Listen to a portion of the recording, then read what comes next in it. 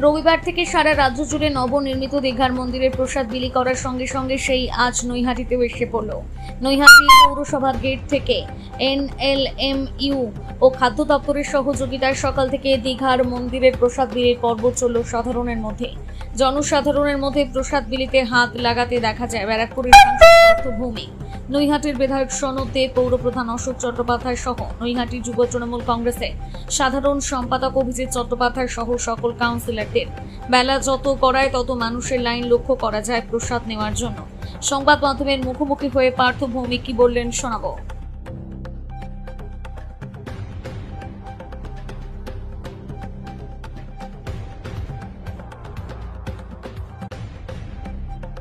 মানুষ দলে দলে এসে প্রসাদ দিচ্ছেন।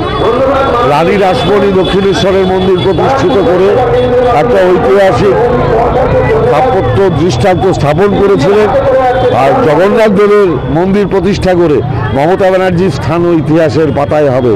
ভারতবর্ষের মানুষ আগামী দিনে মমতা ব্যানার্জিকে সারা জীবনের জন্য মনে রাখবে। প্রায় কয়েক হাজার কোটি টাকা খরচ করে 42 কোটি টাকা খরচ করে দীঘার জগন্নাথ মন্দির প্রসাদ বিতরণ করা হচ্ছে, কিভাবে দেখছেন? দেখুন, আমাদের দুর্ভাগ্য কি হিন্দু ধর্মের বিরুদ্ধে যে কোনো কথা বলতে পারে, যে কোনো লোক তাকে অপমান করতে পারে, কিন্তু হিন্দুরা মুখ করে বসে থাকে। আপনারা জানেন আমাদের পুরী জগন্নাথ মন্দির, সেটা মন্দির না, পুরী জগন্নাথ মন্দির আজ পর্যন্ত আমাদের ধর্মে হিসাবে এখনো কৃষ্ণের অবশেষ ওখানে বেঁচে আছে। তার জন্যই আমরা পুজো করতে যাই। ওখানকার প্রসাদ ওখানে তৈরি হয়। আর মমতা ব্যানার্জি হিন্দুদেরকে ভুল বুঝাবার জন্য, হিন্দুদের অপমান করার জন্য আজকে মুসলমানদেরকে দিয়ে উনি এই প্রসাদ বানাচ্ছেন, হালালা প্রসাদ উনি বানাচ্ছেন। আর দোকানে দোকানে, পাড়ায় পাড়ায়, মন্দিরে না, পাড়ায় পাড়ায় মুসলমানদেরকে ঠিকা দিয়ে দিয়েছেন। তারা বানিয়ে হিন্দু মন্দিরের নামে প্রসাদ বাড়িতে বিতরণ করবে। ওটা প্রসাদ না, ওটা মমতা ব্যানার্জি একটা ভোটের রাজনীতি উনি করতে যাচ্ছে। জগন্নাথ মন্দিরে করতে গেলে, কেন উনাকে জগন্নাথ মন্দিরে ঢুকতে দেওয়া হয়নি, কেন উনি হিন্দু নয়। তার জন্যে উনি পশ্চিমবাংলা মানুষের টাকা দিয়ে উনি মন্দির বানালেন, ট্যাক্সের টাকা।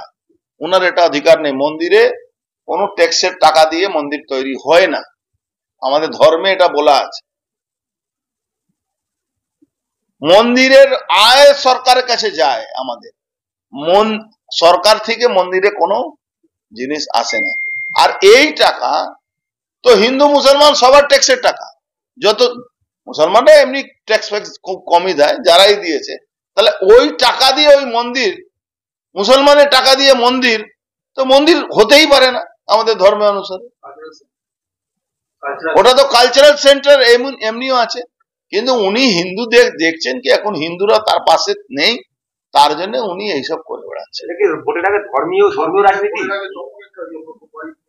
এটা চমক ফমক নেই, ওই মিষ্টি কেউ খাবে না। এখন তো লোক মুসলমানের দোকান থেকে খাওয়া বন্ধ করে দিয়েছে, তো উনি হালালা মুসলমানের দোকানে প্রসাদ কেউ খাবে? রেশন ডিলারদের দিয়ে ডিস্ট্রিবিউট করা হচ্ছে না, মন্দিরের টাকা যে টাকা উঠছে কালচারাল সেন্টারের নামে, সেই টাকা কি আপনারা করবে, কোথায় যাচ্ছে এটা? দেখুন, ওখানে টাকা উঠছে, প্রণামী যাচ্ছে কি না যাচ্ছে, ওখানে মুসলমানরা যাচ্ছে ওই মন্দির, আমরা ওখানে মন্দিরই মানি না। তো ওই টাকা নিয়ে উনি নিজে রোজগার করছেন না বিদেশে পাঠাচ্ছেন, সেটা ওনার ব্যাপার আছে। কেন ওই টাকা নিয়ে আমরা কোনো নেই, ওটাকে আমরা মন্দিরে মনে করি না। ওটা আমাদের ঠাকুরকে অপমান করছেন, হিন্দু ধর্মকে অপমান করছেন। ওই না, নিয়মে নেই। আজকে রাম মন্দির হয়েছে, ভারতবর্ষে হিন্দুরা ট্যাক্স চাঁদা দিয়েছে, তার উপরে ওই মন্দির তৈরি হয়েছে।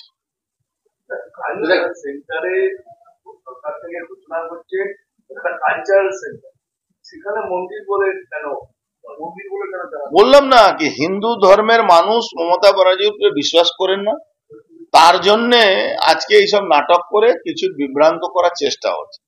মানুষ এটা বিভ্রান্ত হবে না, এটা আমাদের দৃঢ় বিশ্বাস আছে। আপনি ইতিমধ্যে দেখেছেন তো খিদিরপুরে বাজার নিয়ে কি নাটক চলছে।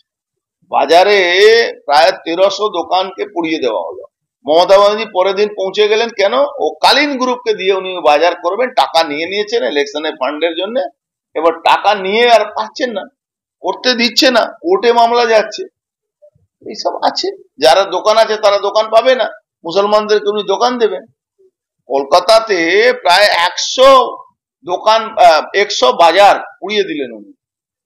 সুজিত বোস আর ববি হাকিম মিলে আর মমতা ব্যানার্জি তিনজনের ট্রায়াঙ্গুলার এই যৌথ ট্রাইপার্ট সমঝোতা করে উনি সব বাজার পুড়িয়ে নিজের ফায়দা লোককে দিয়ে উনি বাজারগুলো করে বিক্রি করছে।